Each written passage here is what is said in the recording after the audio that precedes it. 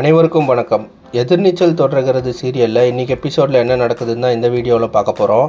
ஆதிகுணசேகரன் மயங்கினதுனால கதிர் அவரை எடுத்துன்னு போய் ஹாஸ்பிட்டலில் சேர்த்தாரு. ஆனால் ஈஸ்வரி ஜனனி சொன்னால் தான் நான் ஹாஸ்பிட்டலுக்கு போவேன் அப்படின்னு சொல்லிட்டு பிடிவாதமாக இருக்கிறாங்க.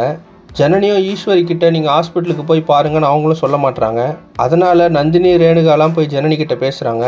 ஈஸ்வரி அக்கா நீ சொன்னால் தான் போவேன்னு சொல்கிறாங்க, போய் சொல்லு அப்படின்னு சொல்கிறாங்க. ஆனால் ஜனனி அதை ஒத்துக்காமல் எதுவுமே பேசாமல் இருக்கிறாங்க. இன்னொரு பக்கம் பார்த்தீங்கன்னா கதிர் ஆதிகுணசேகரனுக்கு ட்ரெஸ் எல்லாம் எடுக்கிறதுக்காக வீட்டுக்கு வந்தார். அந்த சமயத்தில் டாக்டர் ஆதிகுணசேகரன் இன்னும் எவ்வளோ நாள் உயிரோடு இருப்பார் தெரியாதுன்னு சொல்லிட்டாரு அப்படின்னு சொல்கிறாரு. இதை கேட்ட விசாலாச்சு நான் என் பிள்ளைய பார்க்கணும், என்னை கூட்டிகிட்டு போ அப்படின்னு சொல்கிறாங்க. ஆனால் கதிர் இந்த வீட்டிலேருந்து யாரும் அண்ணனை பார்க்க வரக்கூடாது அப்படின்னு சொல்லிடுறாரு. இப்போ ஈஸ்வரி ஜனனியை எதிர்த்துட்டு ஆதிகுணசேகரனை பார்க்க போவாங்களா, இல்லை ஆதிகுணசேகரன் போடுறது நாடகம் தான் அப்படின்னு சொல்லிட்டு ஈஸ்வரிக்கு ஜனனி புரிய வைப்பாங்களா அப்படின்றத அடுத்தடுத்த எபிசோடில் பார்த்து தெரிஞ்சுக்கலாம். இந்த மாதிரி எதிர்நீச்சல் தொடர்கிறது சீரியல் அப்டேட்ஸ்க்கு நம்ம சேனலை சப்ஸ்கிரைப் பண்ணுங்கள், ஃப்ரெண்ட்ஸ் அண்ட் ஃபேமிலிக்கு ஷேர் பண்ணுங்கள். நன்றி.